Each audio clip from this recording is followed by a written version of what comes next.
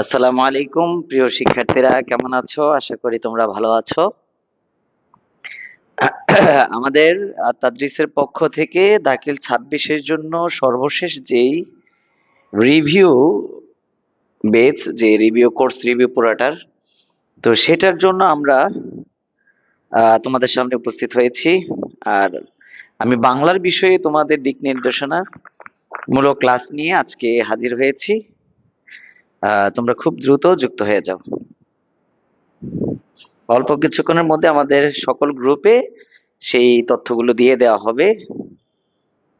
আশা করি তোমরা সবকিছুই শুনতে পাচ্ছ। সবাই খুব দ্রুত যুক্ত হয়ে যাও। সবাই খুব দ্রুত যুক্ত হয়ে যাও।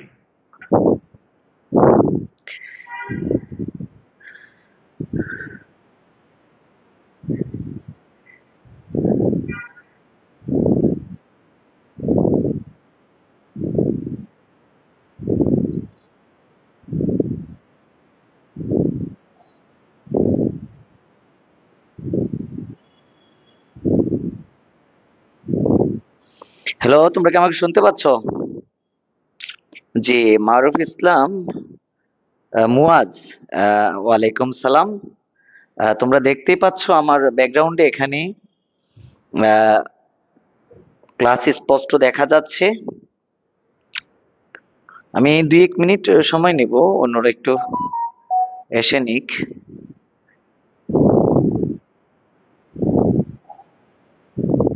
তোমরা ব্যাকগ্রাউন্ডে দেখতে পাচ্ছ আমি অনেকেই যুক্ত হয়েছো। তাহলে আমি আর কথা না বাড়িয়ে আমি আমার তোমরা যারা সালাম জানিয়েছো সবাইকে ওয়ালাইকুম সালাম। আমি আমার মানে কথা পিছনে না টেনে সামনে দিয়ে গিয়ে যাই। তারপরও দুই একজনের নাম বলে দিই। মোহাম্মদ জাকারিয়া, বেলাল হোসাইন, আহ ওয়ালাইকুম সালাম রহমতুল্লাহি ওয়া বারাকাতুহু। আচ্ছা, আমার প্রিয় শিক্ষার্থীরা, তোমরা দেখতেই পাচ্ছ আমার এখানটায় তোমাদের দাখিল যে 26-এর যে বেচটা, সেটা হচ্ছে শর্ট সিলেবাসের। আর আমি সংকল্প করেছি আদার্স সাবজেক্টের বিষয় প্রতিটা মেন্টরই জানেন, আমি আমারটা যেটা বলছি, আমি প্রত্যেকটা গল্পের উপরে আমি এইভাবে শিট দিব রঙিন করে। পিডিএফটা রঙিন, এই পিডিএফ এর মধ্যে রঙিন ভাবে ইম্পর্টেন্ট লাইনগুলো মার্ক করা থাকবে। আমি প্রত্যেকটা গল্প, কবিতা এবং প্রত্যেকটা টপিকই ডিটেলস পড়াবো। যেমন দেখেন, আমি শুভা গল্পটাকে একটু দেখাই, এবং এটার সাথে আদার্স ম্যাটেরিয়ালসও যাবে। একটা গল্পের সাথে জ্ঞানমূলক তথ্যটাও থাকবে ইনশাল্লাহ। গল্পের রগ রেশা ভেঙে পড়াবো, যেহেতু আমাদের হাতে সময় আছে। আমি সেই সংকল্প করেছি। আর এই কাজগুলো আগে তোমাদের জন্য করা ছিল না। যারা আগে কোর্স করেছো তাদের জন্য কিন্তু এইভাবে ছিল না। আগে কোর্স করেছো কিন্তু আমাদের এখানে আছো, আবার আবার ক্লাসে আসছো, এরকম কে কে আছো? তুমি একটু কমেন্ট করে জানাও, আমাদের কি পূর্বের পিডিএফ এরকম ছিল? না, আমি বইয়ের পিডিএফ এর মধ্যে দাগিয়ে পড়িয়েছি। আর আমি বইয়ের পিডিএফ মানে বইটাকে ওয়ার্ডে কনভার্ট করে, মানে ওয়ার্ডে টাইপ করে এটাকে একেবারে মূল লাইন বাই লাইন আমি দাগ দিয়ে এবং বোল্ড করে এভাবে দিয়েছি। তোমরা দেখতেই পাচ্ছ এখানটায়, এই যে এখানটায় আর তাদরিস এবং আমার যৌথ প্রযোজনায়, আর তাদরিস এবং আমার যৌথ প্রযোজনায় আমার দীর্ঘ 16 বছরের অভিজ্ঞতায় আমি তোমাদের জন্য এই শুভা গল্প কেন, প্রত্যেকটা গল্পকে আমি এইভাবে সাজিয়েছি। আমি একটু পড়াবো আজকে, আজকে পড়াবো। এবং এইটা হচ্ছে বাংলা প্রথম পত্র, ঠিক আছে? এবার দ্বিতীয় পত্র, আমি প্রথম পত্রে আরো বিষয় দেখাই, যে প্রথম পত্রে আরো বিষয় বলবো সামনে। এখন একটু দ্বিতীয় পত্রের একটু দেখেন। এই যে দেখেন দ্বিতীয় পত্র, এটা ওয়ার্ড ফাইল। এই যে দেখেন ওয়ার্ড, এটা ওয়ার্ড ফাইল। এটা পঞ্চম পরিচ্ছেদ তোমাদের আছে, পঞ্চম পরিচ্ছেদ থেকে আর কি ব্যাকরণের। দেখো তো তোমার যেই ব্যাকরণ বইটা, যেটা পিডিএফ হার্ড কপি তোমার কাছে আছে, ওইটা লাইন বাই লাইন আমি বিভিন্ন কালার করেছি কিনা, এটা ওয়ার্ডে নিয়ে ওয়ার্ডে টাইপ করে এইভাবে প্রত্যেকটা পার্টের প্রত্যেকটা পরিচ্ছেদে তুমি পিডিএফ পাওয়া। এটা ওয়ার্ড, এটা ওয়ার্ড ফাইল। এভাবে প্রত্যেকটাতে দাগ দিয়ে বুঝিয়ে দেব এবং রঙিন শীটটা তোমাদেরকে পিডিএফ আকারে দিয়ে দেওয়া হবে। আচ্ছা, এরপরে আসি। শুধু এটা যদি প্রত্যেক পার্টের শুধু খালি মূল মূল বিষয়গুলো দাগ দেওয়া অতটুকুই না, দেখেন এটার সাথে কি আছে একটু দেখেন, চমক আছে শেষে। এটা মার্ক করে দিব আর কি, যেদিন যেটা ক্লাস হবে। আচ্ছা, এগুলো সব ওয়ার্ডে। এই যে দেখেন, এটা হচ্ছে মূল বইয়ের এমসিকিউ। মূল বইয়ের এমসিকিউ কয়টা থাকে? 9টা, মাত্র 9-10টা। এই যে 10টা, আমি মূল বইয়ের এমসিকিউর উত্তরটাও এখানে দিয়েছি। মূল বইয়ের এমসিকিউ অল্প, এর বাহিরে আমি কি করেছি দেখেন। এই যে দেখেন, পঞ্চম পরিচ্ছেদ ধ্বনি বর্ণ, আমি আরো 50টা এমসিকিউ দিয়েছি। দেখেন, 50টা এমসিকিউ, যাতে প্রত্যেকটা যে টপিকটা আলোচনা করা হবে তার সাথে এই পরিচ্ছেদের সাথে, এই পাঠের সাথে এমসিকিউ প্র্যাকটিসও থাকবে, যেটা আমরা আগে দেইনি। আগে কেউ কোর্স করেছেন আমাদের কাছে, বাট এখনো আছেন লাইভে, তারা একটু বুঝতে পারবেন, তারা জানেন। এই দেখেন, 50টা এমসিকিউ আমি দিয়েছি, 50টা দেখছেন কিনা একটা পরিচ্ছেদের উপরে। আর এখানে উত্তর মালা দিয়েছি, আমি উত্তরটাও দিয়ে দিয়েছি। এটা হচ্ছে দ্বিতীয় পত্র, অর্থাৎ দ্বিতীয় পত্রে যতগুলো পরিচ্ছেদ আছে প্রত্যেকটা পরিচ্ছেদের জন্য একটা করে শীট পাবেন। প্রত্যেকটা পরিচ্ছেদের জন্য হিউজ পরিমাণে 50টা এভাবে এমসিকিউ পাবেন প্র্যাকটিসের জন্য। এই একটা বিষয় আছে। এখন এটা ছিল আমাদের জন্য হচ্ছে দ্বিতীয় পত্র। দ্বিতীয় পত্র এইভাবে প্রত্যেকটা টপিকের শীট পাবেন, প্রত্যেকটা টপিকের। আর আলাদা একটা সাজেশন পাবেন বাংলা, ঠিক আছে, আলাদা। এখন এই যে আবার আজকে আমি যে ক্লাসটা করাবো, এই ক্লাসের শীটটা আপনারা ফ্রি পাবেন আজকে। যেমন শুভা গল্পের রঙিন ডেকোরেটেড শীটটা আপনারা ক্লাস শেষে ফ্রি পেয়ে যাবেন, ঠিক আছে, কর্তৃপক্ষ দিয়ে দিবে। তাইলে এইভাবে ব্যাকরণের আপনার এমসিকিউ থাকবে পরিচ্ছেদের পরে প্র্যাকটিস করার জন্য। এই যে পঞ্চম পরিচ্ছেদ ধ্বনীয় বর্ণ, এই জন্য প্র্যাকটিস শীট, এটা প্র্যাকটিস করবেন। আর এটা আবার বোর্ডের এমসিকিউ গুলোর সাথে থাকবে, এই যে বোর্ডের অনুশীলন। আর এখন এইভাবে এই পুরো পার্টটা আপনারা এইভাবে দাগ দেওয়া পাবেন, রঙিন করা, এইভাবে এইভাবে আপনাকে দেয়া হবে। অনেকে চাইলে এই রঙিন শীটটা প্রিন্ট করে পড়তে পারবেন। এই রঙিন শীটটা প্রিন্ট করে পড়তে আপনাকে কোনো দাগাইতে হবে না। আবার প্রয়োজন বোধে এগুলোর পাশে আমি ব্যাখ্যা দিয়ে দেব, যাতে আপনারা ভালো করে পড়তে পারেন। আমার কথা কি বুঝছেন কিনা? এটা হচ্ছে আমাদের দ্বিতীয় পত্র, এটা দ্বিতীয় পত্র। এখন আমি প্রথম পত্রে যাব। প্রথম পত্রটা আমরা কিভাবে পড়ব, ঠিক আছে। আমি এর আগে আর তাদরিসের জন্য এই বিষয়গুলো আমি রেডি করতে পারিনি। আমার অনেক হচ্ছে আলিম পরীক্ষার্থী বা কলেজ স্টুডেন্টদের জন্য আমার প্রচুর চাপ ছিল, কিন্তু আমি এই কাজগুলো আবার তোমাদের জন্য হাত দিয়েছি। আমাদের আত তাদরিসের সিও তোমাদের জাহিদ হুজুর বলছেন, না, ওদেরকে সর্বোচ্চ স্যার আপনার ডেডিকেশনটা দিতে হবে। এই মর্মেই হচ্ছে আমরা এখানে উপস্থিত হয়েছি। এখন আমি শুভা গল্পে যাব, একটু প্রথম পত্রে যাব, তারপরে তোমাদের কমেন্টস দেখবো একটু। আমি এখন এই যে পিডিএফটা যাচ্ছি, এটা শুভা গল্প। এই শুভা গল্পের মানে ব্যতিক্রম কি কি আছে সেই বিষয়টা আমি এক পলকে একটু বলবো, ঠিক আছে, একটু দেখি।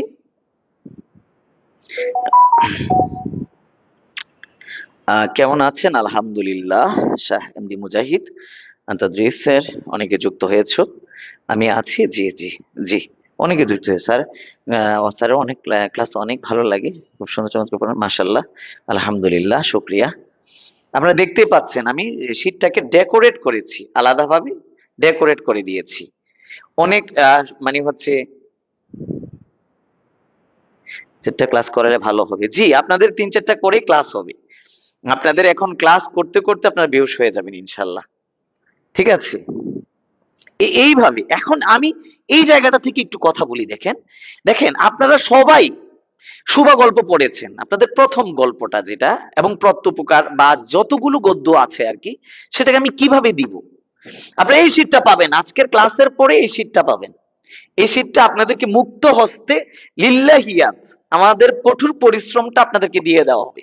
এটা কিন্তু আপনাদের হার্ড কপি থেকে ওয়ার্ডে করা হয়েছে, ওয়ার্ডে করে গুরুত্বপূর্ণ ভাবে এটাকে বিন্যাস করা হয়েছে, কালারফুল শীট করা হয়েছে।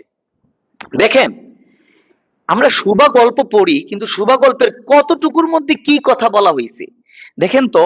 এই যে শুভা গল্পটা, এই শুভা গল্পের মধ্যে এই জায়গার এতটুকু পর্যন্ত যায়, এবং দেখেন এই যে এইটুকু রাগ পর্যন্ত, এই এখানে এসে ভিন্ন একটা পর্ব আছে, এই জায়গায় এসে ভিন্ন একটা পর্ব আছে। এর আগে কি বলছে দেখেন, আমি পুরো গল্পটাকে একটু দেখাচ্ছি।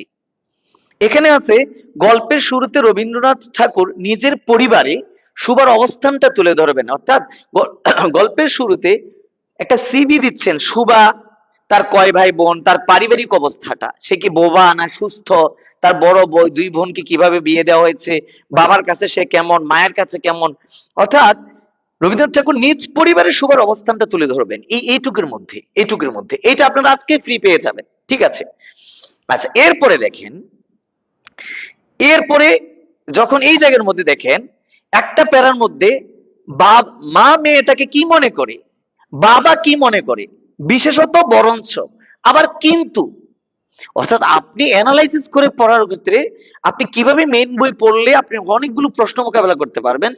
আর তাদরিস সবসময় গুণগত মানকে প্রাধান্য দিয়ে থাকে। তারপরে দেখেন গল্পের এই পর্যায়ে এসে সেকেন্ড স্টেপে এসে গল্পের এই পর্যায়ে এসে রবীন্দ্রনাথ ঠাকুর সুবার ডাগর ডাগর চোখকে মনের দর্পণ হিসেবে তুলে ধরেছেন।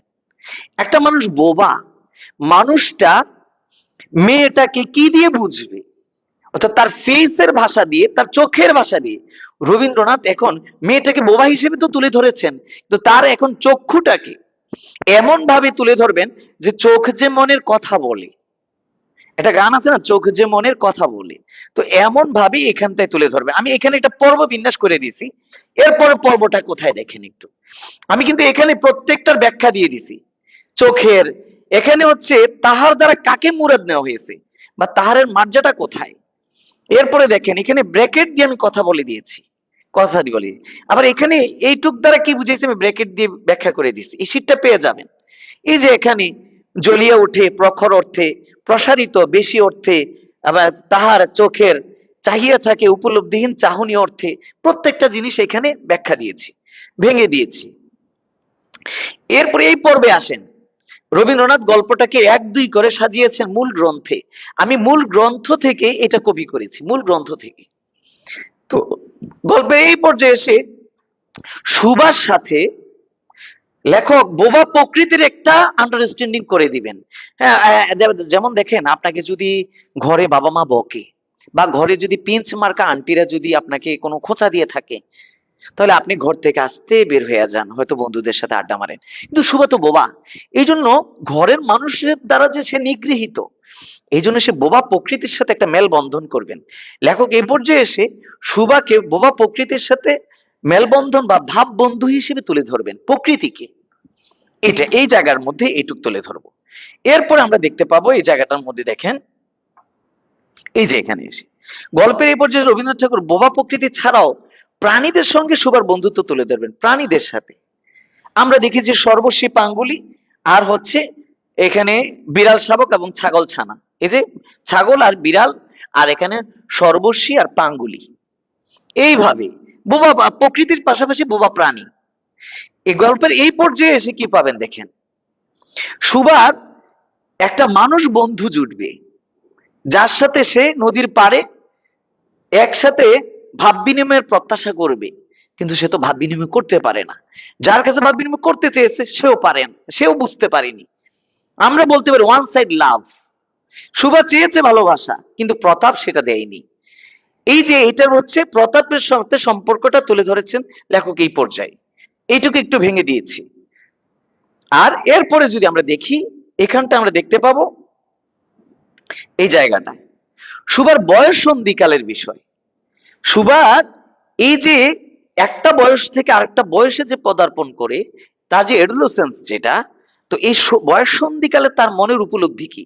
অনেক মেয়ে আছে এরকম, যখন সে নতুন বয়সে পদার্পণ করেছে, শুধু মেয়ে না, প্রতিটা ছেলেও সে হয়তো নিজেকে নিজে ফিল করে যখন সে সাবালক হয়, যখন সে সাবালিকা হয়, কখনো সে আয়নার সামনে দাঁড়াচ্ছে, কখনো নিজেকে ফলো করছে, নিজেকে দেখছে, আমি কে, আমার মধ্যে কিসের পরিবর্তন আসলো।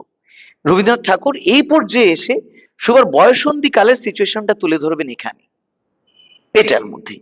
এরপরে আমরা দেখব এই জায়গাটা এসে গল্পের এই পর্যায়ে এসে রবীন্দ্রনাথ ঠাকুর সুভার ব্যাপারে বাণীকণ্ঠকে সামাজিক চাপ।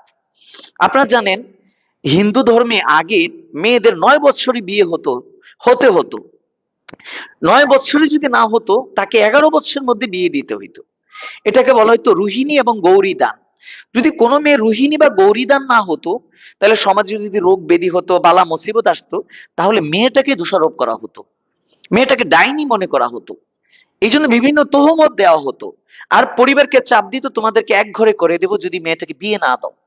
এইভাবে মধ্যবিত্ত যে পরিবার বাণীকণ্ঠ, তার উপরে সামাজিক একটা প্রেশার আসছিল, এই জন্য সে মেয়েটাকে বিয়ে দেওয়ার জন্য উদ্যত হয়েছে।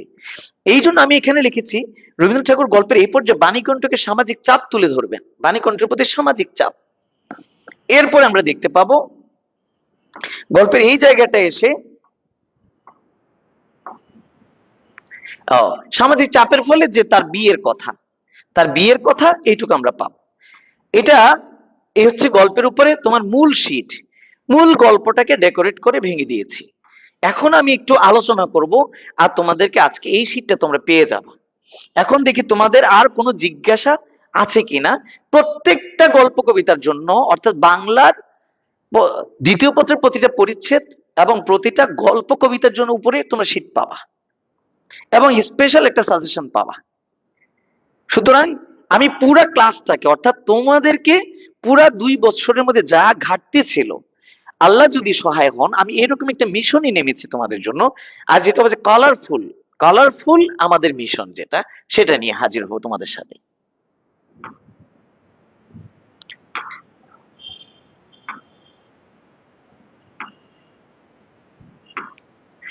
এই যে এখানটায় আমি একটু পড়ে দেখাবো যাতে যেটা তোমরা একা মানে হচ্ছে শীটটা হাতে পেলেই তোমরা পড়তে পারবে এবং অল্পতে বুঝে যাবে। এই যে এখানটায় আমরা শোভা গল্পের রবীন্দ্রনাথটা দেখতে পাচ্ছি। এই আমি কোনো কিছু তোমরা জানতে চেয়েছো কিনা, এরপর আমি আবার পড়ায় আসতেছি।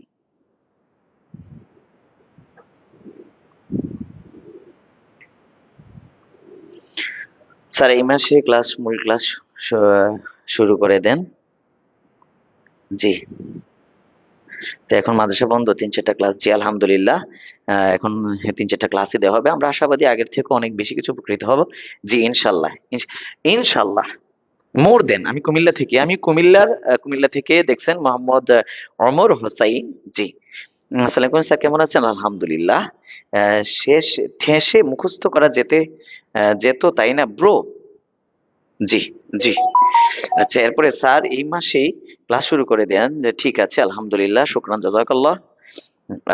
আমি একটা জিনিস কিভাবে পড়ি তুমি ভালো জানো। জি মুবাশশিরা আপু, এটা করলে অনেক ভালো হয়। জি 45 এগুলো 36 দিইনি তোমরা। আমি যা বলতে চাচ্ছিলাম এখন তোমরা সেটা বুঝেছো কিনা এবং আত্মাদ্রিস তোমাদের জন্য এই সেবাগুলো রেখেছে। আমি এখন সুবা গল্পের কিয়দাংশ যতটুকু সম্ভব হয় পড়বো এবং এই শীটটা আজকের ক্লাসে যারা আপনারা একটু শেয়ার দিয়ে দেন, যারা শেয়ার দিয়ে দিবেন স্পেশাল কিছু তারা আমার তরফ থেকে আপনাদের জন্য, যারা শেয়ার দিবেন তাদের জন্য এটা হচ্ছে আমরা দিয়ে দেবো। ঠিক আছে, একটু শেয়ার দিয়ে দেন আর কমেন্টে আপনার আরো কিছু জানার থাকলে সেটা অবশ্যই বলবেন, জানিয়ে দিবেন। দ্বিতীয় হচ্ছে এমসিকিউ এর জন্য সমস্যা হচ্ছে স্যার, এবং বাংলা কিভাবে পড়লে আমাদের জন্য ভালো হয়? এমসিকিউর এমসিকিউর কোনো প্রবলেম হবে না। কেন প্রবলেম হবে? বাংলা দ্বিতীয়ত আমি এইভাবে প্রত্যেকটা পরিচ্ছেদের পরে আমি এইভাবে এমসিকিউ দিচ্ছি। কতগুলো দিচ্ছি আপনি দেখেন দেখেন দেখেন। এই যে এটা তো মেন বইয়ের এমসিকিউ। আপনারা যদি এদিকে একটু দেখেন, আপনারা একটু এদিকে দেখেন, একটু আমি বলি। এই যে দেখেন, এটা তো মেন বইয়ের এমসিকিউ, অনুশীলনের এমসিকিউ কয়টা? মাত্র 10টা। এটার উত্তর দিয়েছি আমি। অনুশীলনের বাহিরে 50টা এমসিকিউ দিয়েছি। ইসমাইল সাহেব 50টা এমসিকিউ দিয়েছি অনুশীলনের বাহিরে। 50টা এমসিকিউ, এই 50টা এমসিকিউ সাথে উত্তরপত্র আছে। এই যে উত্তর আছে, প্রত্যেকটা পরিচ্ছেদের 50টা করে এমসিকিউ দিব। প্রত্যেকটা পরিচ্ছেদে, দ্বিতীয় পত্র প্রত্যেকটা পরিচ্ছেদে। আচ্ছা জি ইনশাল্লাহ। কেমন আছেন স্যার? আমি চরমোনাই থেকে আপনার ক্লাসে অ্যাটেন্ড করেছি। জি শাহাদাত। আমি এখন হচ্ছে আমার ক্লাসে যাচ্ছি একটু, আপনারা এরপরে হচ্ছে আপনাদের, আর আপনারা সর্বোচ্চ সংখ্যক এটা একটু শেয়ার দিয়ে দেন, অন্যদেরকেও আপনারা একটু দেখার সুযোগ করে দেন ইনশাল্লাহ। আর ক্লাসের শেষে আপনারা আজকে একটা শীট পাবেন ইনশাল্লাহ। আচ্ছা এই যে দেখেন, গল্পের শুরুতে রবীন্দ্রনাথ ঠাকুর সুবা গল্পের শুরুতে সুবার পরিবারের সুবার অবস্থানটা তুলে ধরছেন। মেয়েটির নাম যখন সুভাষিনী রাখা হইয়াছিল তখন কে জানিত সে বোবা হইবে। আচ্ছা দেখেন তো, যখন আমরা একটা মানুষের নাম রেখে ফেলি, সাথে সাথে কি ছেলেটা কথা বলে, মেয়েটা কথা বলে না, তার কথা বলতে 1.5-2 বছর লেগে যায়। যখন 1.5-2 বছর লেগে যায়, অতদিনে তো নামটা পরিবার আত্মীয় স্বজনের কাছে ফেমাস হয়ে যায়। তাহলে কে জানে নাম রাখার সময় কে জানতো সে বোবা হবে? এই জন্য বাপ তো তার নাম রাখছে সুভাষিনী। অর্থাৎ নামকরণের সময়টাতে মানুষ কথা বলা শুরু করে না। তার বড় দুইটি বোনকে সুকেশিনী সুহাসিনী, এই দুইজনের মধ্যে কে বড়? সুকেশিনী সুহাসিনী। ইন্টারেস্টিং বিষয় কি জানেন? সুকেশিনীর মধ্যে তালব্যস্য, সুহাসিনীতে দন্তস্য, আর সুভাষিনী এটার মধ্যে হচ্ছে মূর্ধন্যস্য। তাদের 3 বোনের মধ্যে 3টা স আছে, সুকেশিনী, সুহাসিনী আর সুভাষিনী। আচ্ছা, এরপরে আসে বাবা কেন নিজেরটার নাম সুভাষিনী রাখছে? মিলের অনুরোধে, মিলকরণের জন্য, মিলের অনুরোধে তাহার বাপ ছোট মেয়েটির নাম সুভাষিনী রাখে। এখন সকলে তাহাকে সংক্ষেপে সুভা বলে। এবার আসেন আমি এখানে কি করেছি দেখেন, এখানে আমি দিয়েছি সুভাষিনী, এটা পিতৃ প্রদত্ত, এটা বাবা নামটা দিয়েছেন। আর শুভা এটা হচ্ছে সংক্ষিপ্ত নাম, শুভা, সংক্ষেপে তাকে শুভা বলে, এই যে শুভা বলে। আর শুভা শুভি, শুভার নাম সুবা সুবি, এটা দিয়েছে প্রতাপ। প্রতাপ তাকে সু বলে ডাকবে, আরেক জায়গায় শুভি বলে ডাকবে। তাহলে এই জায়গার মধ্যে আপনি একটা ব্যতিক্রমী তথ্য পেয়ে যাচ্ছেন পুরো গল্পের মধ্যে কি আছে। তারপরে খেয়াল করুন এই জায়গাটা আসেন, এখানে একটা অনুধাবন লাইন আছে। দস্তুর মতো মানে রীতিমতো দুইটা কাজ করে তাকে বিয়ে দিছে। দস্তুর মতো মানে রীতিমতো অনুসন্ধান অর্থ ব্যয়, অনেক ভালো বর খোঁজা হয়েছে অনেক কষ্টে, আর প্রচুর টাকাও খরচ করতে হয়েছে। যৌতুক, যেটা অর্থ ব্যয় মানে যৌতুকে। বড় দুইটি মেয়ের বিবাহ হয়ে গেছে। এখন ছোটটি মানে সুভাষিনী মা পিতামাতা নীরব হৃদয় ভারের মতো বিরাজ করছে। নীরব হৃদয় ভারটা কি? নীরব হৃদয় ভার। আচ্ছা, দেহের বোঝা শরীরের কষ্ট আর মানসিক টেনশন যাকে নিয়ে আমরা ভাবি, মনে মনে প্রচুর চাপ নেই, সেটাই হচ্ছে হৃদয় ভার, মনোকষ্ট, হৃদয়ের বোঝা, হৃদয়ে ভার। অর্থাৎ ছোটটি পিতামাতা নীরব হৃদয় ভার, এটা অ্যাবস্ট্রাক্ট বিষয়, বস্তুগত না, দেহের মধ্যে বোঝা না। এই বোঝাটা হচ্ছে মনের মধ্যে টেনশনটাকে বুঝাচ্ছে, সুবাকে নিয়ে যে মতো বিরাজ করিতেছে, এটা অনুধাবনে আসে। তার মানে এটা যদি আসে, আপনি অনুধাবনে কি লিখবেন? যে অন্য দুই মেয়ের মতো সুবাকেও পাত্রস্থ করার ক্ষেত্রে পিতামাতার যে চিন্তা, এটাকে এখানে বলা হচ্ছে নীরব হৃদয় ভার, নীরব হৃদয় ভার, মনে মনে যেটা কষ্টটা। আচ্ছা, তারপরে কি বলা হয় একটু দেখেন। এরপরে বলা হচ্ছে যে কথা কয় না। এই পর্যায়ে এসে আমরা দেখলাম রবীন্দ্রনাথ ঠাকুর মেয়েটাকে বোবা বানাইছেন, মানে গল্পের মধ্যে বোবা। তো তার মুখের ভাষা কেড়ে নিলে কি হবে? তার একটা, আচ্ছা বলেন তো, একটা মানুষ বোবা কিন্তু চোখে দেখে, তার যে কল্পনার জগৎ নাই, অনুভূতির জগৎ নাই, এটা কি সম্ভব? বোবা হইলেই যে তার অনুভূতি নাই, এটা কোনো কথা? সে তো অন্ধ না, সে তো সেন্সলেস না। এই জন্য লেখক বলে কি, সে যে কথা কয় না সে যে অনুভব করে। আচ্ছা, আমাদের সমাজে কিছু পিঞ্চ মার্কা আন্টি আছে, মানে আমরা ভুল করতে পারি, পরীক্ষা ফেল করতে পারি, নাম্বার কম পাইতে পারি। আরে আমরাও তো মানুষ, আরে আমাদেরও তো একটা হৃদয় আছে। তো পিঞ্চ মার্কা আন্টিরা আয়া তো খোঁচা মাইরা মায়ের কাছে কয়, ভাবি আপনার মাইয়া আপনার পোলা কি পাইছে? তখন আমরা বলি যে মানে আমার মা হয়তো উত্তর দিল, এই যে 4 পাইছে, 4.50 পাইছে। তখন বলে আমার পোলা আমার মাইয়া A+ পাইছে। আচ্ছা, আরো কিছু বিষয় আছে, যদি পায় জিপিএ 5 পায়, ধরেন বলছে আপনার মেয়ে কি পাইছে, বলছে যে আমার মেয়ে জিপিএ 5 পাইছে। আপনার মেয়ে জিপিএ 5 পাইছে, আমার মেয়ে A+ পাইছে, মানে জিপিএ 5 আর প্লাস যে এক, এটাও মানতে নারাজ, বরং নিজেরটা বড় গলায় কওয়াই লাগবে। ওই সুবার কথা নাই, বোবা এমনি মানুষ তাকে আঘাত করছে, পিঞ্চ মারতেছে। আর ওই পিঞ্চ মার্কা আন্টির কথা হয়েছে, মনে করছে শুভা তো জড়বস্তু, শুভা পাশে বসে রয়েছে, ওরে যতই বলুক অসুবিধা কি? দেখেন একটু, যে কথা কয় না সে যে অনুভব করে, ইহা এই বিষয়টা, ইহার মার্জাটা হচ্ছে কথা না কইলেও যে অনুভূতি আছে, ইহা সকলের না মনে হয় না। আরে ভাই, আমারও তো একটা মানুষ, আমার তো হৃদয় আছে, আমি বোবা হলে কি হবো? এটা সবাই মনে করে না। আর এই জন্য যেহেতু সবাই মনে করে না, এই জন্য তাহার সাক্ষাতে, সাক্ষাতে মানে সামনাসামনি সরাসরি সকলে তার ভবিষ্যৎ নিয়ে দুশ্চিন্তা প্রকাশ করত। মানে এমনি কইতো, হায় হায় হায় হায় সুবার মা, তুমি কি করবা, কেমনে মায়ের বিয়া দিবা, আগের দুইটারও তো বিয়া দিছো যৌতুক দিয়া, বর ভালো পাইছো, এরা সংসার করতেছে, এই মেয়ে তো তোমার ইজ্জত মারবো, দুশ্চিন্তা প্রকাশ করত, অনেকটা খোঁচা মারার মতো, খোঁচা মারার মতো। আর এর কারণে কি হইছে, সকলের দুশ্চিন্তা দেখে সুবা নিজে কি নিজে কি ভাবতো জানেন, এই যে উপরের এই যে খোঁচাগুলো মারতো, সে ভাবতো আমি বুঝি বিধাতার অভিশাপ হিসেবে, আমি বুঝি আল্লাহ তাআলার বা স্রষ্টার অভিশাপ রূপে, মানে তাহার বাপের ঘরে আইসা জন্মাইছে, আমার বুঝি আজীবন এমনি জীব, এইভাবে কথা শোনা লাগবো মানুষের। আর এই কারণে শিশুকাল হইতে, মানে একেবারে বাল্যকাল থেকে শিশুকাল হইতে সে বুঝা গেছে, যে শিশুকাল হইতে সে কি উপলব্ধি করছে একটু দেখেন, বুঝা লইছে। তাহার ফল এই হইছে যে সাধারণের দৃষ্টিপথ, মানে সাধারণ মানুষদের নজর কিরকম, ধরেন আমার কোনো আত্মীয় স্বজন আইছে, যে কিনা ধইরা আমার পড়ালেখা জিগায়, টেন্স কত প্রকার, এটা কোন টেন্স পড়ছে, এটা দিয়ে সিগাটা দিয়ে একটু গর্দান টানো তো, এটা একটু তাহকিক করো তো, এটা একটু তার্কিক করো তো, হচ্ছে এই অঙ্কটা একটু পারণি করো তো। মাগো মা, শরীরের মধ্যে মনে হয় যে আগুন ধরাইয়া দিছে। আচ্ছা, তখন আমরা কি ওদের সামনে যেতে চাই? না। শুভ ওই পিঞ্চ মার্কা আন্টিদের সামনে যাবেন না, যেহেতু তারা আসলে এটা বলে।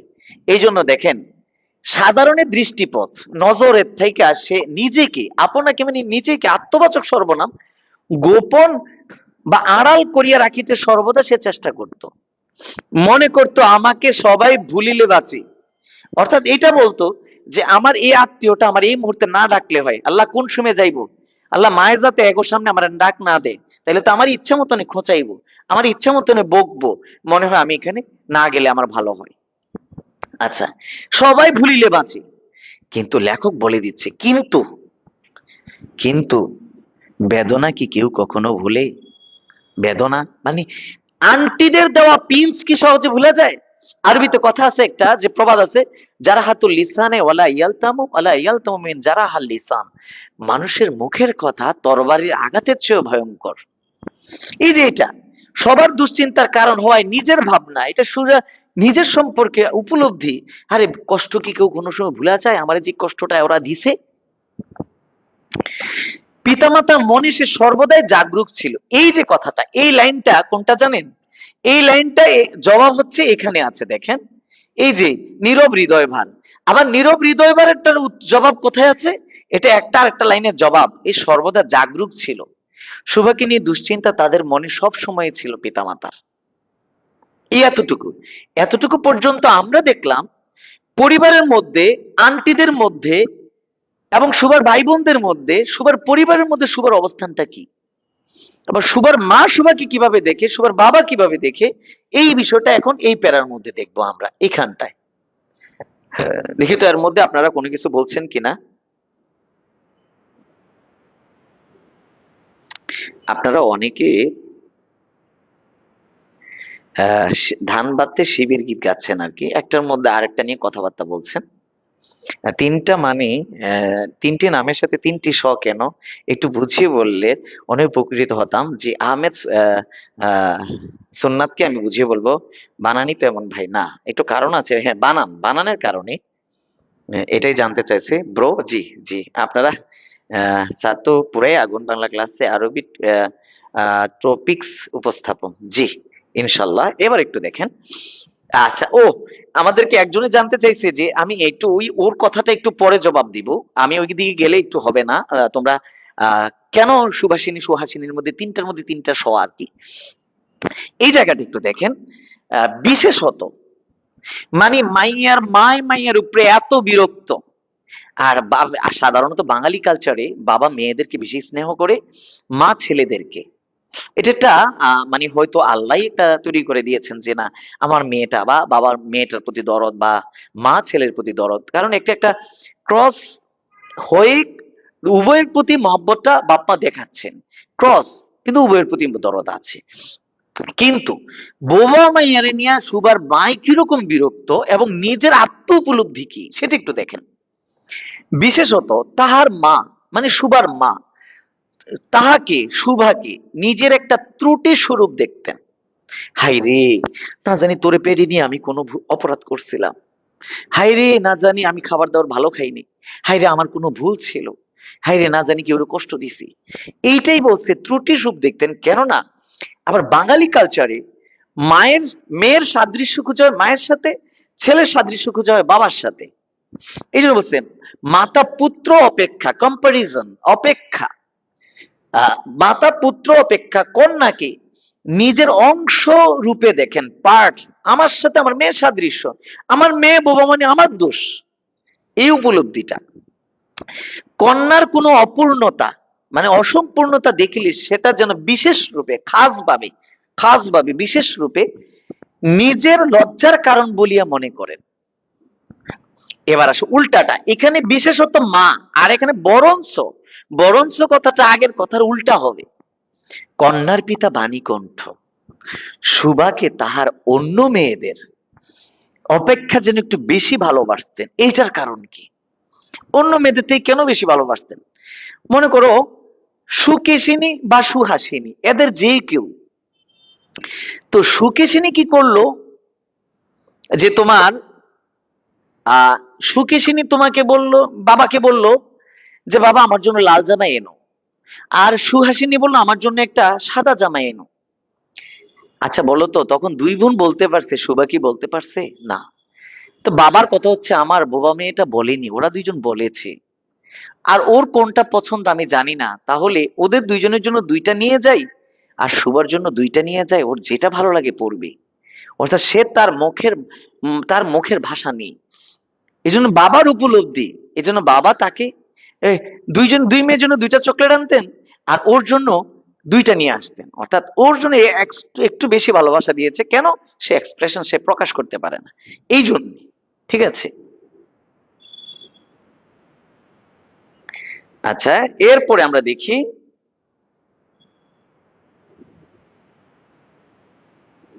তোমরা নিজের একটু শেয়ার দিয়ে নাও, নিজের একটু শেয়ার দিয়ে নাও, এবং আমরা আমাদের প্রতিশ্রুত এইভাবে শীটগুলো সবগুলো আমরা দিয়ে দেব। ঠিক আছে।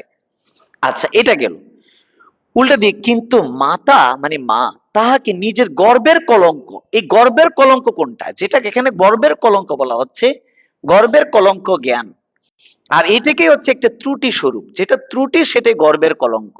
আর নিজের অসম্পূর্ণতা, বিশেষ করে নিজের লজ্জার কারণ, এই যে এটা নিজের আত্মদোষ উপলব্ধি। যদি বলে নিজের গর্বের কলঙ্ক জ্ঞান করা, তাহলে এটার সৃজনশীলে কি লিখবেন? অর্থাৎ সুবার মা সুবার বোবা হওয়ার ত্রুটিকে নিজের আত্মসমালোচনা করে এমন মনোভাব ব্যক্ত করেছেন, আত্মসমালোচনা, যে হাই রে, আমার কোন ত্রুটি, আমার কোন গলদের কারণে এমনটা হয়েছে। এটা আত্মত্রুটি, আত্মদোষ অনুসন্ধান। ঠিক আছে। আচ্ছা, তারপরে কি বলা হচ্ছে একটু দেখেন। এখন আসেন, এতক্ষণ সুভাকে বোবা বানাইলো রবীন্দ্রনাথ ঠাকুর, এখন বোবা মেয়ের চোখ যে তার হরিণী, হরিণী চক্ষের প্রশংসা করবে। যে হরিণী চক্ষুকে দিয়ে রবীন্দ্রনাথ বলছে মেয়েটার মুখের কথা না থাকলে কি হবে? আপনারা যদি ভালোভাবে মেয়েটির চোখের দিকে তাকান, তার মনের ভাব বুঝে যাবেন, মন তার চোখে এসে ধরা দিবে। মানুষের face or I is the index of mind. আমরা কারো চেহারা দেখে বলি, কিরে ভাই তুই কিছু খাস নাই, রোজা রাখছিস নাকি, তো চেহারা এরকম কেন, চোখের নিচে দাগ পড়ছে কে লাগা, ঘুমাস নাই রাইতে, কি দেখা কই, মনিটর দেখা কই, মনিটর কি ডিসপ্লে, ডিসপ্লে কি মুখ, ক্ষমা, যেটাকে আমরা বলি ক্ষমাটা। অর্থাৎ আমাদের চেহারা দেখে আমাদের উপলব্ধি হয়। তেমনি সুবার মুখের ভাষা ছিল না, কিন্তু তার যে ডাগর ডাগর যে চোখ ছিল, তার সুবার ডাগর ডাগর চোখের প্রতি রবীন্দ্রনাথ ফিদা হয়ে গেছে গা। ঠিক আছে, ওইটা একটু দেখবো আমরা। ঠিক আছে। আচ্ছা, তো আপনারা নিজেরা একটু আমি যেটা বলছি শেয়ার দিয়ে নিন, নিজেরা একটু শেয়ার দিয়ে নিন নিজেদের, আহ আহ এবং হচ্ছে পড়া জারি রাখেন, এবং একটু একটু শেয়ার দিয়ে নিন নিজেদের। আচ্ছা, তারপরেরটাতে যাচ্ছি আমরা। ওহ, দেখেন, সুবার কথা ছিল না, কিন্তু তাহার সুদীর্ঘ পল্লব বিশিষ্ট, মা গো মা, সুবার চোখের পাপড়ি বড় বড় ছিল, সুদীর্ঘ পল্লব, চোখের যেই এই যে চুলগুলো, চোখের যেই এই ব্রুগুলো, মানে ব্রুয়ের নিচে চোখের পাতার যে চুলগুলো, ওইগুলো বেশি বড় ছিল। সুদীর্ঘ পল্লব বিশিষ্ট, মানে পাতা বিশিষ্ট বড় বড় দুটি কালো চোখ ছিল। ঠিক আছে? কিন্তু তাহার, কিন্তু সে, তার চোখ ছিল, আর তার বোবা ছিল ঠোঁট, অর্থাৎ সে যখন কথা বলতে চাইতো, কথার ভাব উঠতো, কথা তো বলতে পারতো না, ঠোঁটগুলো কেঁপে উঠতো। এই জন্য লেখক বলে যে তাহার ওষ্ঠাধর, এখানে বলি ওষ্ঠ এবং অধর, নিচের ঠোঁটকে অধর বলে, উপরের ঠোঁটকে ওষ্ঠ বলে। ওষ্ঠ অধর, ওষ্ঠাধর, নিচের ঠোঁটকে অধর বলে, উপরের ঠোঁটকে ওষ্ঠ বলে। যে তাহার ওষ্ঠাধর ভাবের আভাস মাত্র, ভাবের লক্ষণ মাত্র, কচি কিশলয়ের মতো কাঁপিয়ে উঠিত, কচি পাতার মতো। আমি ব্র্যাকেটে লিখে দিছি, সুবা বোবা হওয়ার কথা বলার ভাব জাগলে, বোবা হওয়ায় কথা বলার ভাব জাগলে ঠোঁটটা কেঁপে উঠত, মানে ভাবটার প্রকাশ পাওয়ার জন্য চেষ্টা করত। আচ্ছা, এবার কালো চোখ, এই কালো চোখ দিয়ে এই গল্পের, এই সুভা গল্পের এই জায়গাটা সবচেয়ে বেশি কঠিন, এবং এই কালো চোখকে রবীন্দ্রনাথ ঠাকুর অসাধারণ ভাবে ফুটিয়ে তুলবেন। আমরা এখন সে বিষয়টা একটু দেখব। ঠিক আছে?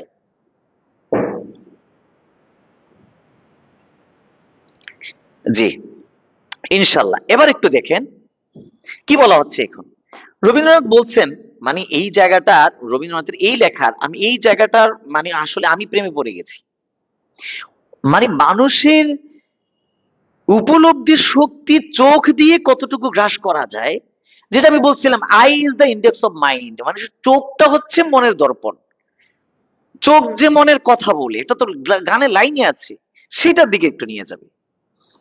আর আরেকটা বিষয়, এই কথাটা এখান থেকে শুরু হবে, তার এই জায়গার মধ্যে একটু কথা আছে দেখেন। কথায় আমরা যে ভাব প্রকাশ করি, সেটা আমাদিগকে অনেকটা নিজের চেষ্টায় গড়িয়া লইতে হয়, অনেকটা তর্জমা করার মতো। আমি এইটুকু একটু কথাটা বুঝেন। আচ্ছা, মনে করেন আমি ক্লাসে বসে আছি, স্যারকে জিজ্ঞাসা করবে একটা প্রশ্ন, তখন আমি কিন্তু প্রশ্ন মনে মনে তৈরি করি, রেডি করে তারপরে স্যারের কাছে বলি। তার মানে কি, আমার ভিতরে একজন আছে, আমার ঠোঁটের এই জায়গার মধ্যে একজন, মন আমাকে সিগন্যাল দিচ্ছে আর আমি এখান দিয়ে বলছি। এই যে দুইটা বিষয়। তো স্যারে বললো, এই বেটা প্রশ্ন ঠিক করে কর। আমি বললাম, স্যার আমি না প্রশ্নটা মানে হচ্ছে নিজে বুঝছি, কিন্তু প্রশ্নটা করতে পারতেছি না। অথবা স্যার আমি বুঝছি, স্যার আমি না আপনাকে বুঝাইতে পারছি না।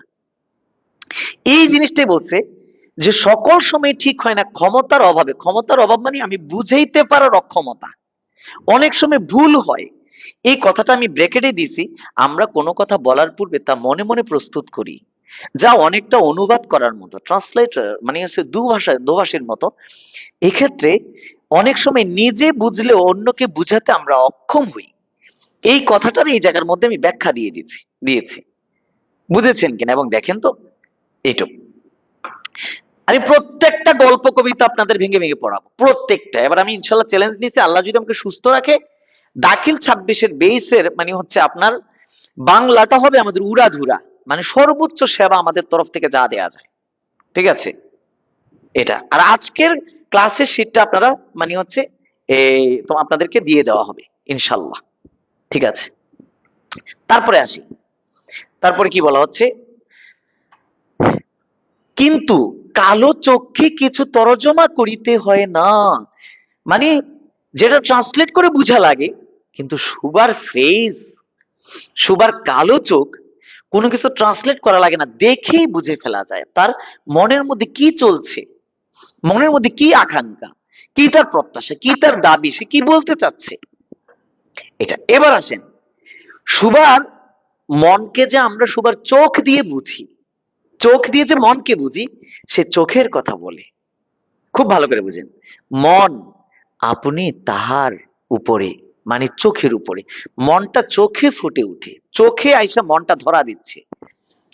মন আপনি তাহার উপরে, চোখের উপরে ছায়া ফেলে, ভাব আপনি তাহার উপরে, এখানে তাহারের মার্জা, এখানে তাহারের মার্জা, সুবা নয়, সুবার ফেসও নয়, সুবার চোখ। তো চোখের উপরে কখনো প্রসারিত, মানে সুবাকে দেখে, সুবার চোখটা দেখে প্রসারিত মানে কখনো বুঝটা বেশি বোঝা যায়, মানে বুঝে ফেলা যায়, কখনো ভাবটা প্রসারিত হয়, কখনো মুদিত হয়। মুদিত মানে কম বোঝা যায়।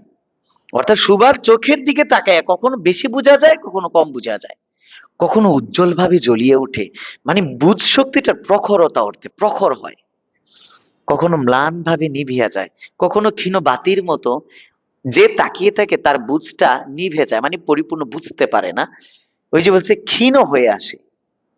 কখনো কখনো অস্তমান চন্দ্রের মতো অনিমেষ ভাবে চাইয়া থাকে। আমি ডুবন্ত সূর্যের দিকে চেয়ে আছি, ডুবন্ত সূর্যটা আমার দিকে চেয়ে আছে। এই যে অনিমেষ ভাবে চাইয়ে থাকে, এখানে উপলব্ধিহীন চাহনি, শুধু চেয়ে আছে কিন্তু বুঝতেছে না। কখনো দ্রুত চঞ্চল বিদ্যুতের মতো দিক বিদিক ঠিকরিয়ে ওঠে, মানে আলোটা যখন যেমন একটা লাইট অফ করলাম নিভে গেল, জ্বালাইলাম ছড়িয়ে পড়লো, বুঝছে? সুবার ফেসের মধ্যে উপলব্ধিটা, চোখের মধ্যে উপলব্ধিটা ফুটে ওঠে। এবার আসুন এখান থেকে বলে, আচ্ছা, লেখক বলে মুখের ভাষা যার নাই, মুখের ভাষা যার নাই, তার কাছে তার মনের বা অনুভূতির ভাবটা, তার ফেসের ভাবটা অনেক বেশি বড়, এবং কত বড় সেটা বলবে। মুখের ভাব বই, বই কথাটা অনুসর্গ, উইদাউট, ঠিক আছে, উইদাউট প্রিপোজিশনকে বোঝায়। মুখের ভাব বই, মুখের ভাব ছাড়া। আজন্মকাল, জন্মের থেকে যার ভাষা নাই, মানে মুখের ভাষাটা জন্মের থেকে যাহার নাই, তার চোখের ভাষা তিনটা কথা বলবে। তার চোখের ভাষাটা কি দেখেন, অসীম, উদার, গভীর। কেমন গভীর, অতল স্পর্শ গভীর। সুবার বহুপদী এমসিকিউ দিতে পারে। সুবার চোখের ভাষা অসীম, উদার, গভীর। কেমন গভীর, অতল স্পর্শ গভীর, মানে তার তল পাওয়া যাচ্ছে না। যার মুখের ভাষা নেই, তার চোখের ভাষা মুখের ভাষা থেকেও গভীর। আমি ব্রেকেটে লিখে দিয়েছি। আচ্ছা, এবার কি বলে, এই যে গভীরতা, আচ্ছা বলেন তো, আমরা অনেক সময় একটা আকাশ দেখি, পরিষ্কার আকাশটা দেখা যায়, স্বচ্ছ, কিন্তু সে কি আমার কাছে? না, গভীর, অনেক বেশি উঁচুতে, তাকে পাওয়া যাচ্ছে না, চাইলে ধরা যাবে না, চাইলে ছোঁয়া যাচ্ছে না, কিন্তু তাকে অনুভব করা যাচ্ছে, সে আমাদেরকে আবৃত করে আছে। এই কথাটা এখানে বলা হবে, ঠিক আছে?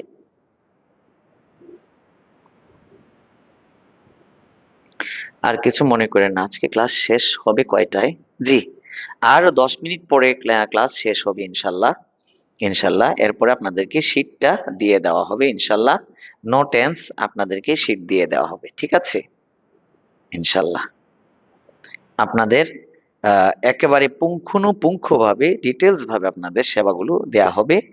মহান আল্লাহ যদি আমাদেরকে সুস্থ রাখেন, আল্লাহ যদি, আশা করি যে আপনারা সহযাত্রী হবেন, আর আপনারা ক্লাসটা শেয়ার দিয়ে রাখেন, ঠিক আছে? শেয়ার দিয়ে রাখেন ক্লাসটা। এই বুঝলাম, এখানে নাম্বার দিয়ে কি করবে? জি, আচ্ছা, আপনারা কর্তৃপক্ষের আপনাদের মেসেঞ্জারে বা হোয়াটসঅ্যাপে নক দিলেই আপনাদের ভর্তির কার্যক্রম আত্মাদ্রিস নিয়ে নিবে। আত্মাদ্রিসের পেজে আপনার নাম্বার টাম্বার সবই দেওয়া আছে, সেখান থেকে পাবেন। আচ্ছা, এবার আসি, অনেকটা স্বচ্ছ আকাশের মতো, স্বচ্ছ আকাশ পরিষ্কার বোঝা যাচ্ছে, কিন্তু ধরা ছোঁয়ার বাহিরে, স্বচ্ছ আকাশের মতো উদয় অস্ত, ওই উদয় থেকে অস্ত যাওয়া পর্যন্ত স্বচ্ছ আকাশের, এবং ছায়ালোকের নিস্তব্ধ রঙ্গভূমি। ছায়ালোকের নিস্তব্ধ রঙ্গভূমি বলতে বুঝেছি, ওই যখন সূর্য ডুবে যায় তখন যে রঙের খেলা চলে, সেটাকে ছায়ালোকের নিস্তব্ধ রঙ্গভূমি। কোনো আওয়াজ আছে ওই রঙের খেলায়, যে আকাশে রঙের খেলা করে? আমরা অনেক সময় ওই সূর্য যখন ডুবে যায়, রঙের খেলা চলে, তখন এইভাবে সূর্যকে বন্দী করি, প্রেমের ফাঁদে ফেলে এইভাবে বন্দী করি। কখনো সূর্যটাকে এইভাবে ধরি, কখনো বলি তুমি হাত পাতো, তোমার হাতে দেই। এই যে বলছে নিস্তব্ধ রঙ্গভূমি, চোখের ভাষা কখনো পরিষ্কার আকাশের মতো, উষা এবং গধূলির আকাশের রং খেলা করার মতো। এবার বলি, এই বাক্যহীন মানুষের মধ্যে, বাক্যহীন মানুষ দ্বারা সুভাকে বলবে, সুভার সুভার মধ্যে বৃহৎ প্রকৃতির বড় যে নেচারটা আছে, নেচার বৃহৎ প্রকৃতির মতো একটা বিজন নির্জন মাহাত্ম্য আছে। প্রকৃতি যেমন নীরবতার সাথে প্রবাহমান, শুভও তেমন, এই তেমনই, মানে শুভ। দেখেন সূর্যটা যে উদয় হয়, সূর্যটাতে অস্ত যায়, কোনো আওয়াজ নেই, কিন্তু রঙের খেলা খেলে যাচ্ছে। গাছটা বীজ থেকে উঠে বড় হচ্ছে, কোনো আওয়াজ নেই। প্রকৃতির মধ্যে মোশন আছে, গতি আছে, এটাকে বোঝাচ্ছে এখানে। এরপর বলে আচ্ছা, এই জন্য সাধারণ বালক বালিকা সুভা যে চুপ করে বসে থাকতো, তখন কোনো কথা কয় না। অনেকে মনে করতো যে সুভার মধ্যে কি কোনো কিছু আসর করেছে, ভর করেছে কিনা কোনো ভূত, মানে চুপ করে রয়েছে, চায়া রয়েছে, ঠাড়া এনে গালের মধ্যে দুইটা লাগাইয়া দেয়। সুভার মধ্যে এক ধরনের অশরীরী আত্মা বা ভূত, এই টাইপের কোনো কিছু কল্পনা করে সাধারণ বালিকারা তার কাছে খেলতে যেত না। কেন? সে গম্ভীর ভাবে বসে থাকতো। এটাই বলছে, এই জন্য সাধারণ বালক বালিকারা তাহাকে এক প্রকার ভয় করিত, তাহার সহিত খেলা করিত না। আচ্ছা, তারপরে দেখি আমরা এখানটায়, অন্য বালক বালিকারা সুভার নীরবতার এক ধরনের ভয় খুঁজে পেত। সে নির্জন দ্বীপ প্রহরের মতো, দুপুর বেলা রাস্তার মধ্যে কেউ নাই, একাকী পথে হেঁটে যাচ্ছেন, কেউ নাই, মানে নির্জনতার মধ্যে এক ধরনের কিন্তু ভয় কাজ করে, সেটা বুঝিয়েছে। সে নির্জন দ্বীপ প্রহরের মতো, এটা সে মানে সুভা, শব্দহীন এবং সঙ্গীহীন। কর্মবিরতির সময় দুপুরে যেমন জনশূন্য এবং শব্দহীন থাকে, সুভাকে এমন অবস্থাটা এখানে পাওয়া যাচ্ছে। আচ্ছা, এবার আসি আমরা এই জায়গাটার মধ্যে আমাদের, যে এই পর্যায়ে এসে সুভার সাথে প্রকৃতির একটা ফ্রেন্ডশিপ গড়ে দিবেন আমাদের রবীন্দ্রনাথ ঠাকুর। সুভার সাথে প্রকৃতির একটা ফ্রেন্ডশিপ গড়ে দিবেন, ঠিক আছে? হ্যাঁ, ঠাড়ায়া থাপ্পর, জি, নূর মোহাম্মদ ঠাড়ায়া, জি। আচ্ছা, এরপরে দেখেন গল্পের এই পর্যায়ে এসে রবীন্দ্রনাথ ঠাকুর সুভার বোবা প্রকৃতির সাথে সুভার ফ্রেন্ডশিপ, চোখের ভাষার গভীরতা বুঝেইছে। কিন্তু সুভার সাথে নেচারের কিরকম বন্দী হইছে, সুভার সাথে নদীর, সুভার সাথে গাছের, সুভার সাথে প্রকৃতির, একজন একজনকে ফিল করবে। আমি আপনাদেরকে একটু বুঝাই। মনে করেন আমরা প্রত্যেকটা ব্যক্তি সুভার অবস্থায় আছি। ধরেন আমি বলি, কক্সবাজারে সি বিচ দিনের বেলা অনেক কোলাহলপূর্ণ থাকে, হই হুল্লোড়, গোসল করা, ছবি তোলা। রাতের বেলা সবাই হোটেল লবিতে ঘুমিয়ে পড়লো, কেউ নেই। আপনি পৃথিবীর স্থল সীমার শেষ প্রান্তে দাঁড়িয়ে, আর মহাসমুদ্রের ঢেউগুলোর মাঝে আপনি দাঁড়িয়ে আছেন, মানে আপনার পায়ের কাছে সমুদ্রের ঢেউগুলো জেগে এসে আপনার পায়ে এসে মিশে যাচ্ছে। আর এই দিকে আপনার পিছনে স্থলভাগ, স্থলভাগের কোলাহলপূর্ণ অবস্থাটাও আপনার এখানে মিশে গেছে। সমুদ্র এবং স্থলভাগের সামনে মিলনস্থলে আপনি দাঁড়িয়ে আছেন, সমুদ্রের ঢেউগুলোকে ফিল করছেন। সুভা তেমনি ভাবে ঘরের থেকে পিঞ্চ মার্কা আন্টিদের কথা শুনে এমন ভাবে গাছের নিচে এসে বসবে, আর নদীর দিকে তাকিয়ে থেকে বোবা যে নেচারটা আছে, বোবা যে প্রকৃতিটা আছে, তার সাথে ভাব বিনিময় করবে। রবীন্দ্রনাথ ওটাকে সাহিত্যের ভাষায় অনন্য সাধারণ ভাবে তুলে ধরবেন। আমরা এখন সেটা দেখব, বুঝেছেন কিনা? ঠিক আছে, আচ্ছা,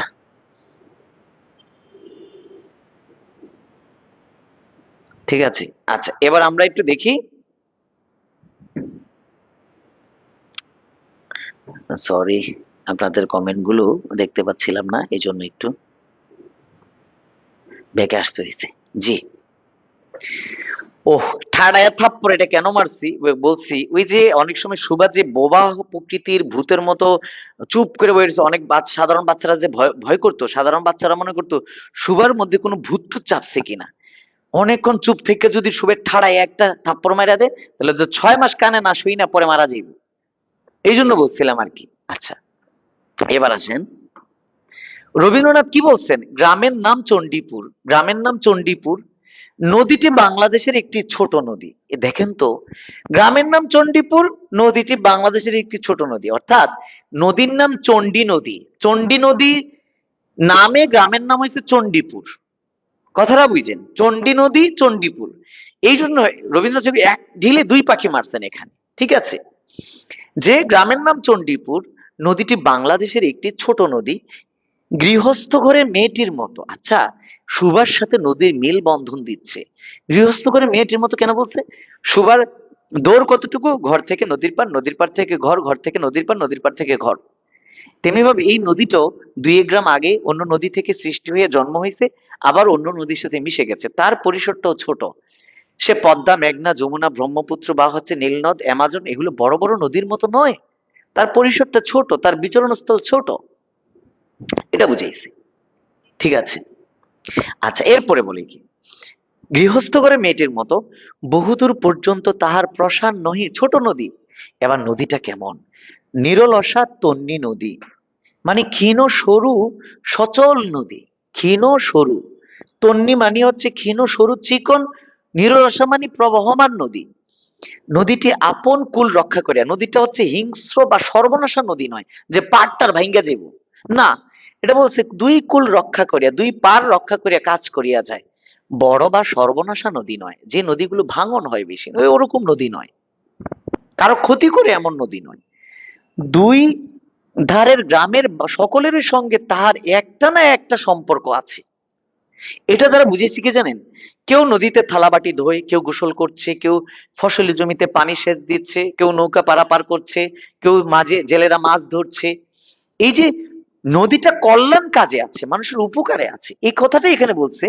একটা না একটা সম্পর্ক আছে, দুই পারের মানুষই নদী নির্ভর ব্যবস্থায় আছে, দুই পারের মানুষই নদী নির্ভর ব্যবস্থার মধ্যে আছে। দুই ধারে লোকালয় আছে, দুই ধারে এখানে গ্রাম আছে, দুই ধারে লোকালয় আছে, হাট বাজার জনবসতি, এবং তরুচ্ছায়া ঘন উঁচু তট, উঁচু পাড় আছে, পাড়ে গাছগাছালি আছে। আর এইরকম উঁচু পাড় বিশিষ্ট নদীটা নিচে দিয়ে প্রবাহিত হয়েছে, পানি পাড়গুলো উঁচু, অল্প নিচ দিয়া, এই জন্য এটা ভাঙন নদী নয়, ভাঙে না, সর্বনাশা নয়।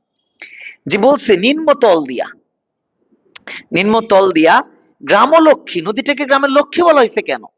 গ্রামের লক্ষ্মী কেন? সে উপকারে করতেছে কোন না। স্রোতস্বিনী নদীর একটি সমর্থনাম, স্রোতস্বিনী নদী আত্মবিস্মৃত দ্রুত পদক্ষেপে, নিজের জন্ম কথা তার খেয়াল নেই, সে প্রবাহমান, আত্মবিস্মৃত, নিজের অতীত ভুলে গেছে, সে প্রবাহমান, আত্মবিস্মৃত দ্রুত পদক্ষেপে, প্রফুল্ল হৃদয়ে, মানে হচ্ছে খুশি চিত্তে, খুশি মনে, আপনার অসংখ্য কল্যাণ কার্যে, ওই যে সেবামূলক, গ্রামের কেউ না কেউ তার দ্বারা উপকৃত হচ্ছে, সে গ্রামলক্ষ্মী। এই জন্য বলছে অসংখ্য কল্যাণ কার্যে সেবামূলক কাজে চলিয়াছে, সেবামূলক কাজগুলো করছে। ঠিক আছে, এতক্ষণ বুঝেছেন কিনা রবীন্দ্রনাথ এর জীবদ্দশায় কি বাংলাদেশ ছিল? রবীন্দ্রনাথের জীবদ্দশায় বাংলাদেশ নামটি হয়নি, মানে 71 সালে স্বাধীন হয়েছে। তো রবীন্দ্রনাথ তার বিভিন্ন লেখার মধ্যে বেশ কিছু জায়গায় বাংলাদেশ, বঙ্গদেশকে, বঙ্গকে বাংলা, বঙ্গদেশ, দেশ শব্দ ছিল, বঙ্গদেশকে তিনি বাংলা শব্দে লিখেছেন, বাংলাদেশ এটা লিখেছেন। এটা তার অসংখ্য লেখার মধ্যে আছে। যথাসম্ভব হচ্ছে আহ যেমন অপরিচিত গল্প ইন্টারমিডিয়েট, ওইখানেও বাংলাদেশ আছে। স্যার, অ্যামাজন তো একটা জঙ্গল, আর এটাকে পৃথিবীর ফুসফুস বলা হয়। আহা মোস্তাকিম হাসান, কিসের মধ্যে কি পান্থাবাতি কি, আমি বড় নদী বলিনি, ওইটার সাথে মিলেতে যে আমি হচ্ছে অ্যামাজন বলি। স্যার আপনি অ্যামাজন নিয়ে পড়ে আছেন, যাক থাকেন, অসুবিধা নেই। আচ্ছা, এবার আসি আমরা রিমু আক্তার, জি শিলা, জি আচ্ছা স্যার, কালকে কোন ক্লাস করাইবেন? আমি তো আমার ক্লাস এক একদিন শিডিউল অনুসারে, আপনাদের এখন ফ্রি ক্লাস চলছে, শিডিউল অনুসারে এরপর হচ্ছে ক্লাস দেওয়া হবে। এখানে কি বলছে দেখেন একটু এসে, আমি আজকে এমনিতে আর বেশি ক্লাস নেব না, আপনাদের বোরিং হবে, বিরক্ত হবেন, পড়াকে বিরক্ত করব না। এই শীটটা আজকে পেয়ে যাবেন, এখানে রঙিন শীট দেখতেই পাচ্ছেন আপনাদেরকে। আপনারা তো রঙিন দুনিয়ার মানুষ, রং চং এগুলো আপনাদের জন্য ভালো হবে, এই জন্য আপনাদেরকে জন্য এইরকম শীটের আয়োজন করা হয়েছে। আর আপনারা ক্লাসটা শেয়ার দিয়ে রাখেন আপনাদের।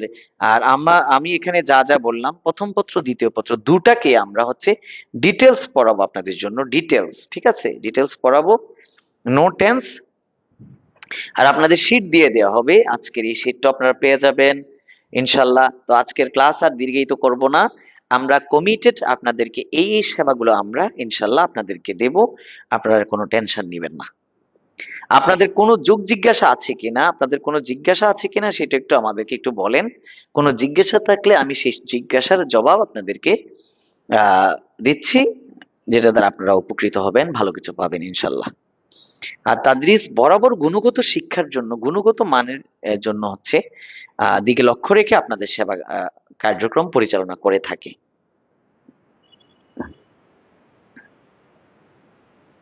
আলহামদুলিল্লাহ, আজকে ক্লাসটা কেমন করলেন এবং কেমন লাগলো আপনাদের কাছে, সেই বিষয়ে আপনাদের কাছে একটু আসলে আপনাদের একটু মতামত জানতে চাচ্ছি।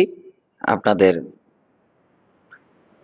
কেমন ক্লাসটা কেমন ফিল হলো বা কেমন লাগলো আপনাদের, সেই বিষয়টা একটু আপনাদের থেকে জানতে চাচ্ছি।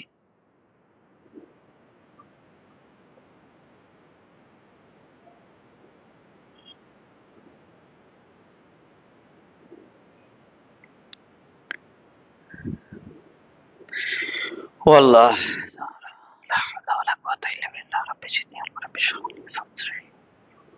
আলহামদুলিল্লাহ ভালো। বাংলা ফার্স্টের কি কোনো এমসিকিউ শিট দিবেন? জ্ঞানমূলক তথ্য পাবেন এবং আমরা শেষে একটা, যারা আমাদের সাথে কোর্সে যুক্ত থাকবেন তাদের জন্য শেষে একটা এমসিকিউ শিট দেয়া হবে, ইনশাল্লাহ দেয়া হবে, দেয়া হবে, পাবেন এটা। অনেক ভালো, ক্লিয়ার স্যার, আলহামদুলিল্লাহ। আমি যারা কৃতজ্ঞতা প্রকাশ করছেন তাদের নামটি আমিও কৃতজ্ঞতা ভরে স্মরণ করে নিচ্ছি। এর মধ্যে হচ্ছে আমাদের HM জিহাদি, আলহামদুলিল্লাহ ভালো, it's my pleasure my dear জিহাদি। এরপরে হচ্ছে ফাতেমা সৈয়দ, আলহামদুলিল্লাহ ক্লাসটা অনেক ভালো ছিল, ফাতেমাকে শুক্রিয়া জানাচ্ছি। আলোর পথে, আলহামদুলিল্লাহ অনেক ভালো ছিল, শুক্রিয়া। মুখলিসুর রহমান, আলহামদুলিল্লাহ অনেক ভালো ছিল, আলহামদুলিল্লাহ শুক্রিয়া, it's my pleasure. Sohag Ali, clear, আলহামদুলিল্লাহ। মুস্তাকিম হাসান, আলহামদুলিল্লাহ ভালো লাগলো স্যার, তোমাদের সাথেও থাকতে পারে, আমার জন্য ভালো লেগেছে, শুক্রিয়া। আহমেদ সুন্নাত, আলহামদুলিল্লাহ 100 ইনশাল্লাহ। স্যার তিনটি নাম যদি বুঝিয়ে দিতেন। মোস্তাকিম বিল্লাহ, গুড। স্যার পুরো বই কি আবার নতুন করে পড়াবেন? জি, আমি পুরো প্রতিটা আপনাদের 26 সিলেবাসে যা যা গদ্য পদ্য আছে আমি পুরাটাই রিভিশন দেব, পুরাটাই। অনেক ভালো লাগলো ক্লাসটা। আশিক সিয়াম, আলহামদুলিল্লাহ স্যার অনেক ভালো লেগেছে আজকে ক্লাসটা থেকে অনেক উপকৃত হলাম। HM শাহাদাত, আকসের, আকাশের নীল পরি, মা গো মা, মাশাল্লাহ, ও মাই লর্ড, ও মাই আল্লাহ, আলহামদুলিল্লাহ অনেক ভালো। আব্দুর রহমান হাফিজ, আলহামদুলিল্লাহ ভালো। আজকের ক্লাসটা অনেক ভালো লাগছে স্যার, আলহামদুলিল্লাহ। নূর মোহাম্মদ, আপনাদের প্রতি আমিও অনেক কৃতজ্ঞতা ভরে আপনাদের নামটা স্মরণ করছি। তারপরে হচ্ছে আলহামদুলিল্লাহ স্যার অনেক অনেক ভালো লেগেছে। শাহ MD মুজাহিদ, ইসানুর ইসলাম, মাহির, ভালো লেগেছে। কালকে কখন ক্লাস হবে এটা কর্তৃপক্ষ জানিয়ে দেবে, আলহামদুলিল্লাহ অনেক ভালো ছিল। নীলপরি, আলহামদুলিল্লাহ 193। ইসমাইল ভাই এক কেন রেখে দিয়েছেন ইসমাইল ভাই? আমি আপনাদের জন্য শতভাগ চেষ্টা করব যাতে আমি 99 না পেয়ে 100 পাই। আলহামদুলিল্লাহ ভালো। যে মাসরাফি শেখ, আলহামদুলিল্লাহ অনেক ভালো ছিল। সিনথিয়া জমদার, জামদার মনে হয়, নুসরাত জাহান সিনথিয়া জামদার, মাশাল্লাহ মাশাল্লাহ। তো এই শীটটা আজকে দিয়ে দেবো ইনশাল্লাহ কর্তৃপক্ষের কাছে, কর্তৃপক্ষ আপনাদেরকে দিয়ে দিবে। আর হচ্ছে দোয়া করবেন, আমরা এই প্রত্যেকটা গল্প কবিতা এইভাবে আমি পড়াবো, আমি প্রত্যেকটা গল্প কবিতার শীট দিয়ে দেবো, ঠিক আছে? ওয়েল ডেকোরেটেড করে সুন্দর। আচ্ছা, আমি মোস্তাকিম হাসান যেই প্রশ্নটা করেছিল সেটার উত্তর দিচ্ছি। সুভা, সুহাসিনী, সুকেশিনী, সুভাষিনীর যে তিনটা নাম আছে সেই নামটা কেন, নামের একটু শানে নজুল থেকে এবং আছে। এটা অনেকে বুঝেছেন, একজনে ওই সময় কমেন্টস করেছিলেন স্যার বানানের কারণে। হ্যাঁ, আমি ওনার কাছে কৃতজ্ঞ, শুকরিয়া আদায় করছি, উনি এটা ধরতে পেরেছেন। দেখেন এখানে তিনটা নাম আছে, এই যে দেখেন, এই যে এখানে শুভা, আমি এখানে দেখো, এখানে আছে সুভাষিনী, এখানে সুকেশিনী, এখানে সুহাসিনী। আচ্ছা দেখেন তো কেশ, এই কেশ বানানটা কি দিই?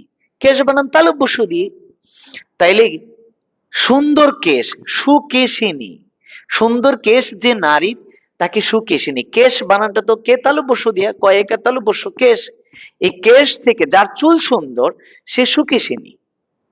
অর্থাৎ সুভার বড় বোনের নাম সুকেশিনী রাখছে, তার চুল সুন্দর। দ্বিতীয়ত এখানে লেখা হচ্ছে হাসি, হাসি বানান কি তালব্য স না মূর্ধন্য ষ, দন্তস্ব। তাহলে যে নারীর হাসি সুন্দর সে সুহাসিনী, যে নারীর হাসি সুন্দর তাকে আরেকটা নাম বলা হয় সুস্মিতা। তাহলে তা হাসি থেকে সুহাসিনী আসছে, সুতরাং দন্তস্ব হবে। এরপরে আসছে ভাষা থেকে, আর আমরা জানি ভাষা বানানটা মূর্ধন্য ষ, তাহলে কেশ হাসি ভাষা, তিনটার মধ্যে ৩০০ আছে, এই কারণে ৩ নামে ৩০০। আচ্ছা, আরেকটা বিষয় বলি, ৩০০ আছে এমন একটা শব্দ কেউ বলতে পারবেন? একটা শব্দ যেখানে ৩টা শ আছে, এই প্রশ্নটার উত্তর কে দিতে পারে একটু দেখি?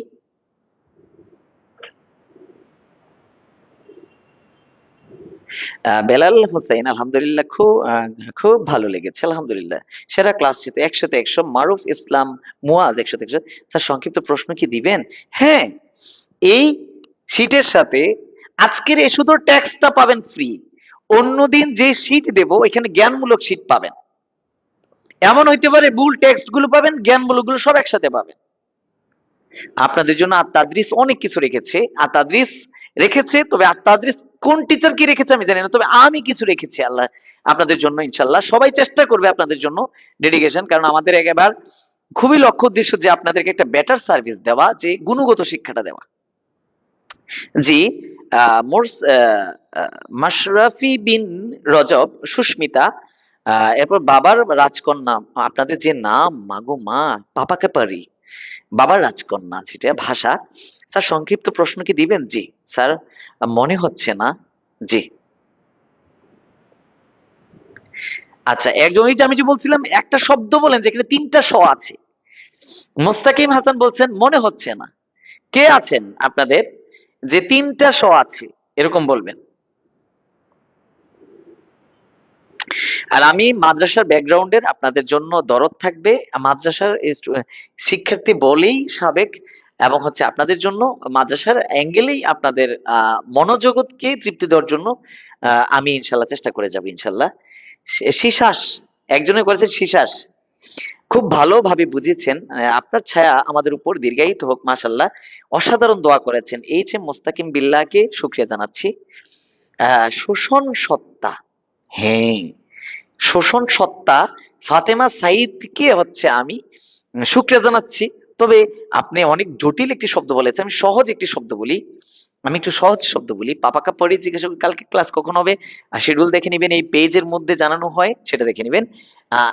কালকে যথাসম্ভব হচ্ছে আপনাদের ক্লাস নেবে, আইসিটি ক্লাস হবে যথাসম্ভব, কালকে আইসিটি ক্লাস হবে 15 তারিখ, পোস্টার করে দেওয়া আছে আমার এই ক্লাস থেকে নিচে, এই পেজের মধ্যে নিচে দেখবেন শিডিউল দেওয়া আছে। আমি একটা শব্দ দিচ্ছি দেখেন, এখানে দেখেন, আমি এই দিকে লক্ষ্য করুন, আমি এখানে দিচ্ছি শেষ। এই শেষের মধ্যে কয়টা শব্দ আছে, কয়টা স আছে? 2টা, তালব্য স, মূর্ধন্য ষ। আচ্ছা, এখন দেখেন আমি এখানে বি লিখলাম, বিশেষ, এখানেও 2টা শব্দ আছে, 2টা বর্ণ আছে, তালব্য স এবং মূর্ধন্য ষ। আচ্ছা, এখন আসেন বিশেষ বাণী, আমরা জানি যেটা খাস। আচ্ছা, এবার আসেন আমি একটা শব্দ লিখলাম সবিশেষ। সবিশেষ কথার অর্থ হচ্ছে যে বিশেষ ভাবে, সবিশেষ মানে বিশেষ ভাবে। প্রত্যুপকার গল্পের মধ্যে সবিশেষ কথাটি 4 থেকে 5 বার আছে। প্রত্যুপকার গল্পের মধ্যে সবিশেষ কথাটি 4 থেকে 5 বার আছে। তো সবিশেষ শব্দের মধ্যে 3টা স আছে। যাক, ফাতেমা সাইদ অসাধারণ একটি শব্দ দিয়েছে, ফাতেমা সাইদকে ধন্যবাদ। ঠিক আছে, ঠিক 830 শেষতা।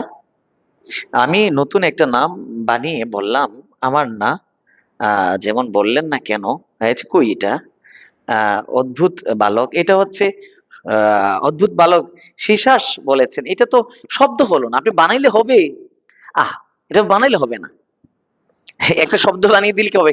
মিনিংফুল শব্দ বলতে বলেছি যেটা, তারপর আপনি দিয়েছেন। যেহেতু স্যার আপনারটা কেন বললেন না, আমি আপনার নাম পড়ে দিচ্ছি। সেটা হচ্ছেন আপনাদের অদ্ভুত বালক, অদ্ভুত বালক, অদ্ভুত শব্দ বলেছে। ঠিক আছে, আহ অদ্ভুত এবং হচ্ছে যাক, এরপরে আর কি আছে, সবিশেষ, যে মুস্তাকিম হাসান সবিশেষ। তো ঠিক আছে, আজকের ক্লাস এখানেই শেষ হবে। আপনাদের জন্য শুভকামনা থাকলো, আপনারা আমার পাশে থাকবেন, আতাদৃসের পাশে থাকবেন। আমরাও আপনাদের জন্য হচ্ছে আমাদের এবারের সেরা উপহার আপনাদের জন্য, সুতরাং আর দেরি না করে দ্রুত এনরোল করে ফেলেন। আমরা আপনাদের জন্য বিশেষ কিছু চমক রেখেছি, আপনারা যেটা দিয়ে নিজেকে আলিমের পথে এবং জ্ঞানীর পথে যাওয়ার জন্য দাখিলে খুব ভালো কিছু আমাদের থেকে পাবেন। ইনশাআল্লাহ আজ কথা না বাড়িয়ে এখানে শেষ করে দিচ্ছি। ওয়া আখিরি দাওয়ানা আলহামদুলিল্লাহি ওয়া মা তৌফিক ইল্লা বিল্লাহ। আসসালামু আলাইকুম ওয়া রাহমাতুল্লাহি ওয়া বারাকাতুহু।